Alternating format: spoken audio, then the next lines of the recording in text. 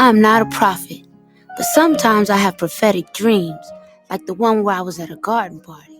Excuse me, everyone, I have a brief announcement to make. Jesus was black, Ronald Reagan was the devil, and the government is lying about 9/11. Thank you for your time and good night. No! That can't be true!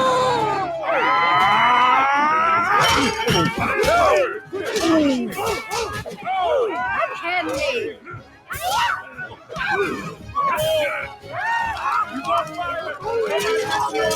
Jesus was black, Ronald Reagan is the devil, and the government is lying about 9/11. So this line is short, explosive, and deliberately provocative. But like most things that Huey Freeman says, it's doing multiple things at once.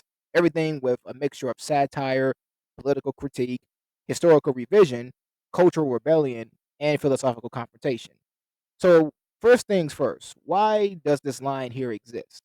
So, to make it clear, Huey Freeman is not written to be reasonable. He is written to be unignorable, and that distinction matters. So, this quote right here, this is a quote that exists as a compressed ideological weapon, not a discussion starter. So, it's Huey's worldview, which is all fired in a single burst. No build-up, no soft landing, just impact. So each clause here targets a different pillar of American myth making, which of course is religion, which is a part on Jesus was black, which is challenging which is challenging the racialized image of moral authority. And you have politics, which being Ronald Reagan is the devil, which is rejecting the conservative nostalgia and neoliberal hero worship. And then you have the state power, which is the government is lying about 9/11, exposing the institutional mistrust and manufactured consent. So together they form Huey's core belief that America survives by sanitizing its history and weaponizing narratives. And this isn't random uh, provocation, neither. It's ideological efficiency. So it's a shock grenade. So the line is structured to detonate. It escalates deliberately because it starts with theology, which is offensive but arguable. And then it moves to politics, which is polarizing. And then it ends with conspiracy, which is socially radioactive. So by the time that we the audience processes the first claim, they're already hit. We're already hit by the next two. And the mind doesn't have time to settle. And that's the point because Huey, he wants disruption, not comfort. And the reaction, our reaction to this line tells on all of us. Because if you laugh, you recognize the satire. If you get angry, you feel personally implicated. If you dismiss it outright, you've already chosen the system over the critique. Now, Huey isn't testing truth. He's testing who is willing to question authority at all. And why the bluntness? So why is this bluntness necessary? Huey does not argue like a professor because professors they can be ignored. He speaks like a revolutionary because revolutionaries are felt before they are understood. So if the message were softened, qualified, nuanced, polite, it would dissolve into background noise. And this extremity is the delivery system, and the offense is the vehicle.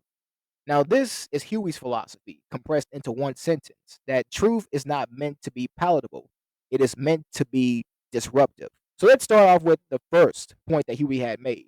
The first one being Jesus was black. Now, when Huey Freeman says Jesus was black, he isn't making a literal racial claim. He's making a historical and political correction. So the line is aimed squarely at cultural whitewashing, not Christianity itself. He's separating Jesus, the historical figure, from Jesus, the Western brand. Historically, Jesus was a Middle Eastern Jewish man born in Roman occupied Judea, meaning dark hair, dark eyes, and skin consistent with the region. So the pale, blue eyed Christ dominant in Western churches is not an accident of art, it's a manufactured image that aligns holiness with whiteness. So Huey's point on this is simple because when divinity is portrayed as white, power quietly becomes racialized. And in the Boondocks, Religion frequently appears as a disciplinary tool, something that is used to pacify black communities, to redirect anger inward and replace justice with obedience. So a white Jesus does not just misrepresent history, it conditions psychology. It teaches us that salvation comes from outside the self, that authority looks foreign, and that suffering should be endured rather than confronted. And this critique, it also directly echoes James Cone's Black liberation theology, which argues that a Christ disconnected from the oppressed is a false Christ. And it also mirrors Malcolm X's uh, condemnation of a religion reshaped to keep black people docile, and Franz Fanon's insight that colonization succeeds when it conquers the imagination, not just the land. And the spiritual imagery, it becomes a weapon when it rewrites who is worthy of power. Now, Huey isn't saying Jesus is the problem. No, that's not what he's saying here. He's saying the rebranding of Jesus is the problem. So, by presenting divinity as white and distant, Western theology quietly removes black people from the center of history, of holiness and agency. So, the message becomes God doesn't look like you, power is not yours, and resistance is sinful. And that's why Huey's line here, it cuts so deep, because he's exposing how theology can become psychological warfare, a system that doesn't need change when it can reshape belief. Reclaiming Jesus' historical reality isn't about faith, it's about reclaiming dignity, identity, and the right to imagine oneself as powerful. So, in his worldview, truth is liberation, and lies, especially sacred ones, are the most effective tools of control. And then on the next point that we have here, we have Ronald Reagan is the devil. Now, when he says that Ronald Reagan is the devil, he isn't being edgy, unserious, or hyperbolic. He's issuing a historical indictment, not a personal insult. Because in Huey's moral framework, evil isn't loud, it isn't grotesque, or even openly sadistic. It's polite, it's smiling, systemic, and effective. So why Ronald Reagan specifically? Why him? Because to Huey, Reagan represents the moment when American cruelty learned how to sound friendly. And Reagan's presidency, it symbolizes the neoliberal capitalism dressed as optimism, the destruction of the black middle class through divestment, deregulation, and austerity, and the criminalization of poverty, where survival behaviors became felonies. And you also have the rise of mass incarceration via the war on drugs and the crack epidemic, which paired with the allegations of the CIA with their complicity in the state neglect, and of course, most famously, the trickle down economics that promised prosperity but delivered abandonment. So, from Huey's perspective, Reagan did not invent these problems. That's not what Huey's saying. So, see, Huey, he's not saying that Ronald Reagan invented these problems, but he's saying that Ronald Reagan, he normalized them, he made them normal, he codified them, and he sold them as patriotism. So, his accusation, it cuts deeper because it rejects the idea that evil must look evil. So Reagan, he wasn't the devil because he was cruel in tone. He was the devil because his policies normalized suffering. His smile, it masked devastation, and his legacy was sanitized, while entire communities were hollowed out because factories had closed, the schools were deteriorating, and drugs flooded neighborhoods, and the prisons had expanded because of mass incarceration. And all of it happened under the language of freedom, family values, and American greatness. And then when we talk about the devil as a symbol. Now, Huey's use of the devil, it's symbolic, it's not religious. Because in folklore, the devil rarely appears as a monster. He appears as charm, as order, as false prosperity, a deal that sounds reasonable until it's too late. And that's Reagan. That's Reagan to Huey. It's banal evil, not chaos, not structure. Well, not chaos, but structure, and not rage, but reassurance, not open violence, but policies that quietly kill futures. And this directly echoes Hannah Arendt's concept of the banality of evil, the idea that the most destructive harm is not done by villains twirling their mustaches. No, it's done by the systems, the bureaucracies, and the leaders who make devastation feel normal and legal and inevitable. So Huey's warning, his real warning in this is not just condemning Ronald Reagan. What he's doing is he's warning the audience, us as the audience, that the real danger is not a tyrant that you can see. It's a leader that you trust. It's a system that smiles, and it's an economy that promises everything while extracting life itself. So to Huey Freeman, to him, that is the devil. And then we also have this part here about the government lying, the government is lying about 9/11. So when Huey says this, it's almost always dismissed as conspiratorial, but that dismissal misses the point entirely. See, he's not offering a technical alternative explanation of the event. What he's doing here is he's asserting a principle of power, where the institutions that claim more authority have a documented history of deception, especially when that deception preserves power. So for Huey, skepticism is not ideological rebellion, it's historical literacy. And then when you think about this, because Huey's worldview, it comes from a lineage where mistrust is not optional, it is inherited. Because his position, it's built on a precedent. All this distrust that is rooted, because see, the distrust is rooted in pattern, not paranoia. Because his position is built on the precedent of, like, for example, like COINTELPRO, which stands for Counterintelligence Program. And this program actively infiltrated, destabilized, and destroyed black political movements. For example, the Black Panther Party. And on top of that, even other, and on top of that, even other organizations, not just the Black Panthers, but also the Young Lords organization and the Young Patriots organization, and much more after that. And then you also have the Tuskegee experiments, which prove that the government, they would sacrifice black bodies for data.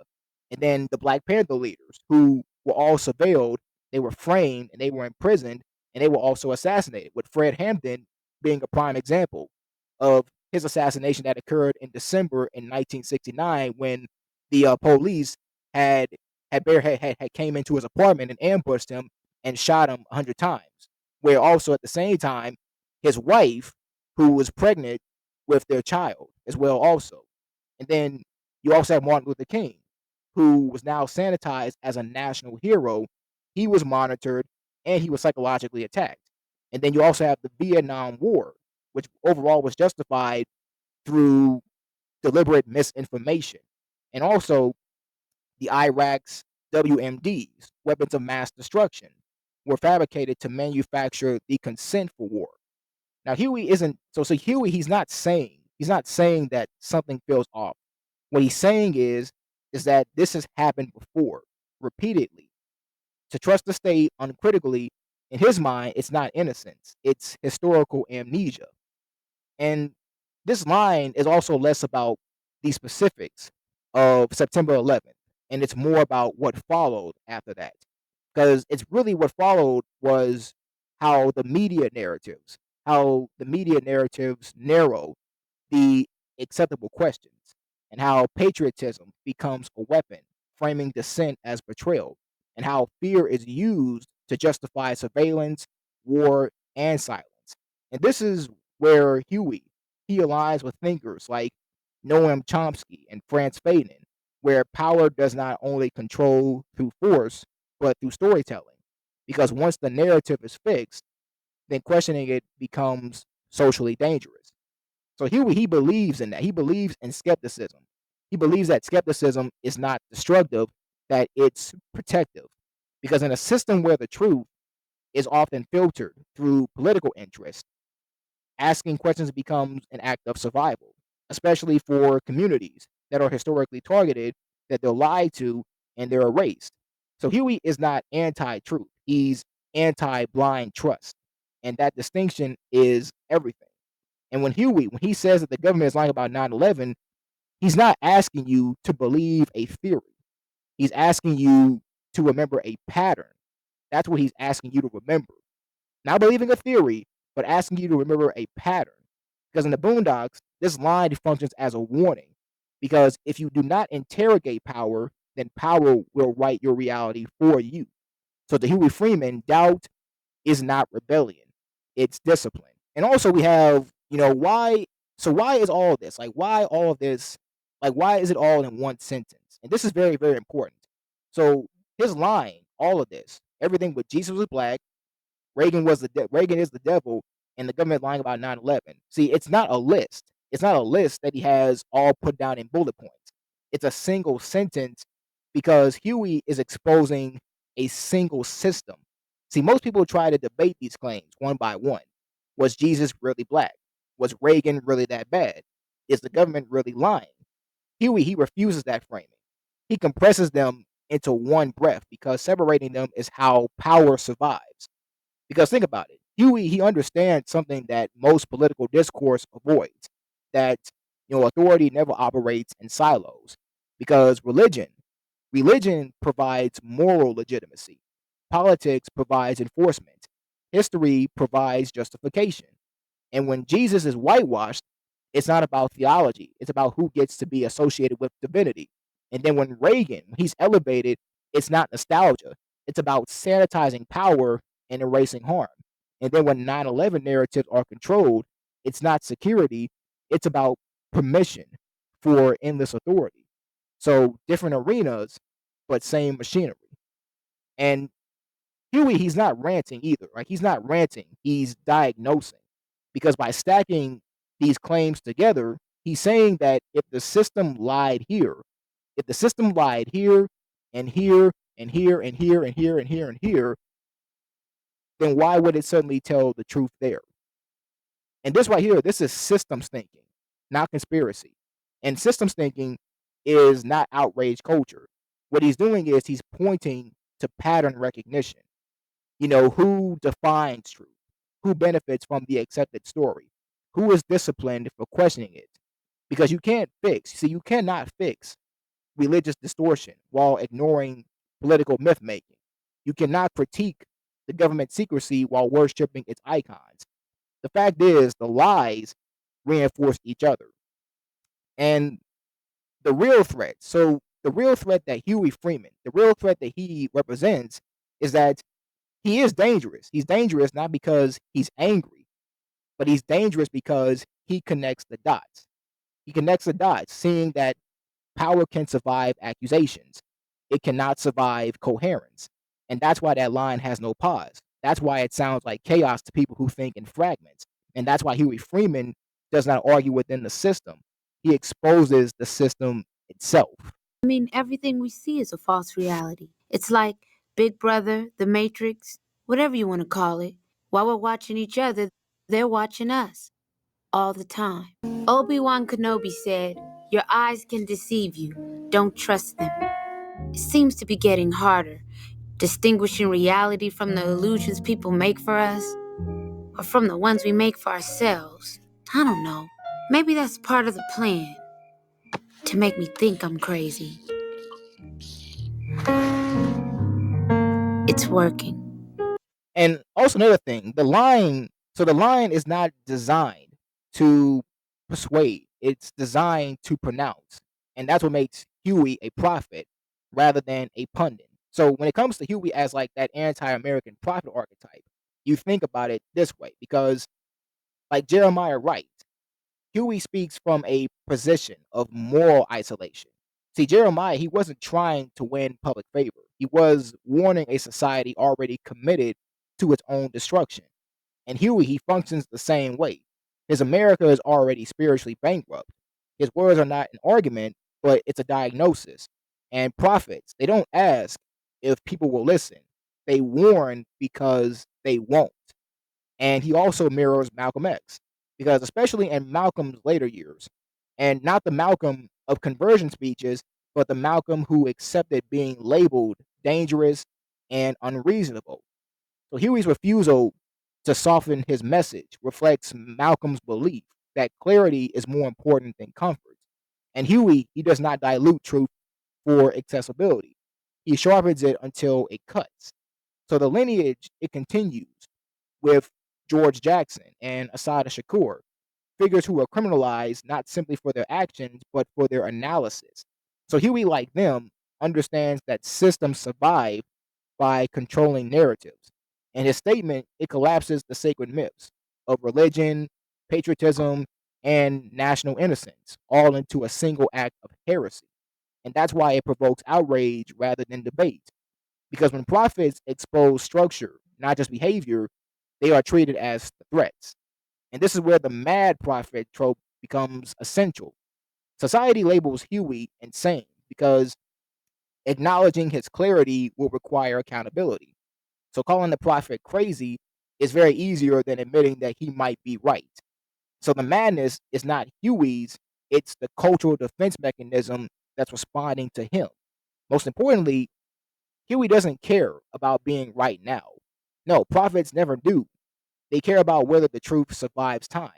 And Huey speaks in absolutes because history judges absolutes more clearly than compromises. His tone feels dangerous because it is dangerous. It's dangerous to myths. It's dangerous to comfort. Dangerous to power. And Huey Freeman, he's not trying to save America. He's recording his he so really what he's doing is he's not trying to save America. He's recording its sins so that when the reckoning comes, no one can say that they were not warned. And also I have a part here about why the line makes people uncomfortable. And I think overall it's the point. Like that's the point. It's supposed to make you uncomfortable. See, Huey, his line is that it's not designed to persuade you. It's designed to rupture because each clause targets a psychological safe zone that most people don't realize that they're protecting. So first, it's religious imagery. So by stating that Jesus was black, Huey isn't just making a historical or theological claim. He's attacking the aesthetic ownership of holiness. And for many Americans, Jesus is not a spiritual figure, but a cultural symbol that is shaped by centuries of Eurocentric imagery. Huey destabilizes that comfort. And the discomfort, it isn't about faith. It's about confronting how religion has been sanitized, commercialized, and racialized to serve power rather than truth.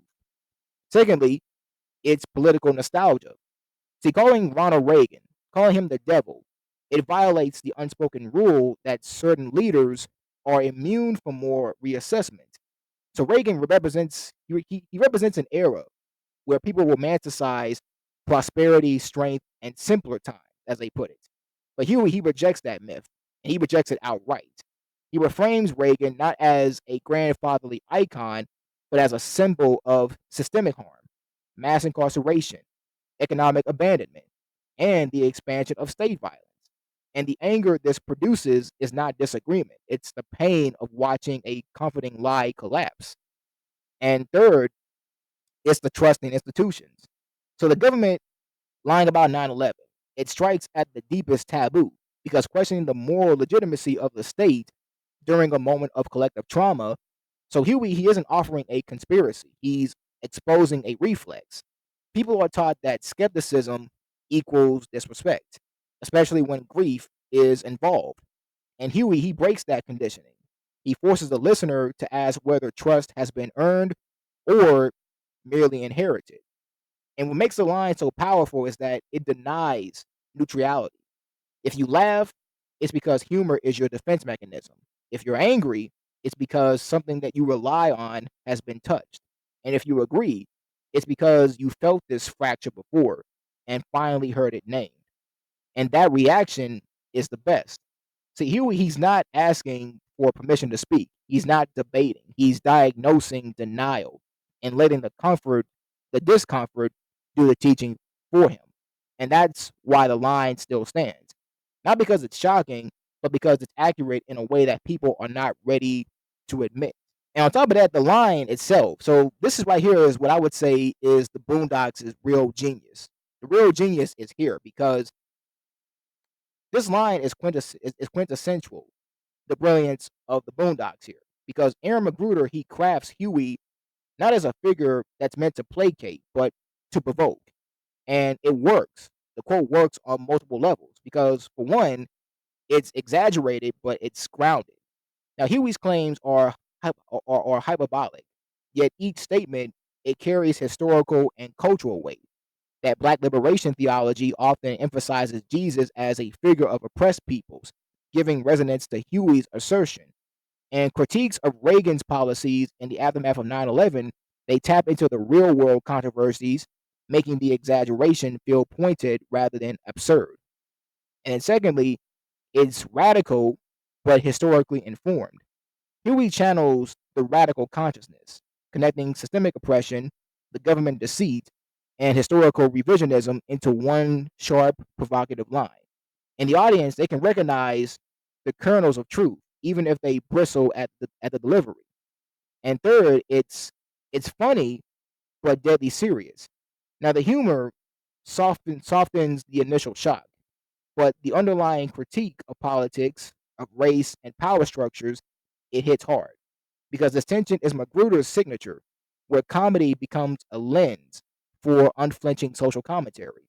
So ultimately, Huey's words turn satire into a weapon, and the line forces reflection, discomfort, and discussion. And Magruder, he doesn't ask for agreement, he demands engagement. And Huey embodies the role of the public conscience, using wit and radical insight to challenge narratives and provoke critical thought. So the line by Huey Freeman is it's all less about the literal claims and more about a mindset. Because at its core, Huey is challenging the unquestioned narratives that society feeds us. By linking religion, politics, and government, he's highlighting how authority, whether moral, political, or institutional, it often constructs versions of truth that serve its own interests. And the brilliance of this quote alone is that it lies in its method, not its message. Huey isn't handing down answers to anybody. He's modeling skepticism that everything that you were taught by power, it deserves interrogation. It captures the essence of critical thinking. It's a call to pause, a call to reflect, and to actively question, why do I believe what I believe? Who benefits from my belief?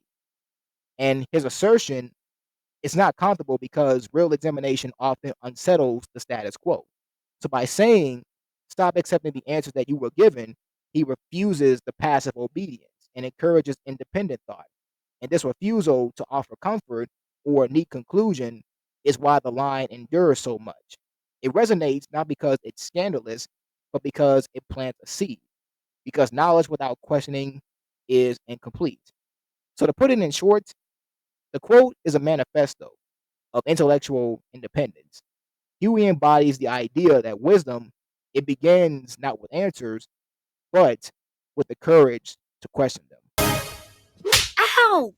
Mm-hmm. You're having that dream where you made the white people riot, weren't you? But I was telling the truth. How many times have I told you you better not even dream about telling white folk the truth? You understand me? Shoot. Making white people riot. You better learn how to lie like me. I'm gonna find me a white man and lie to him right.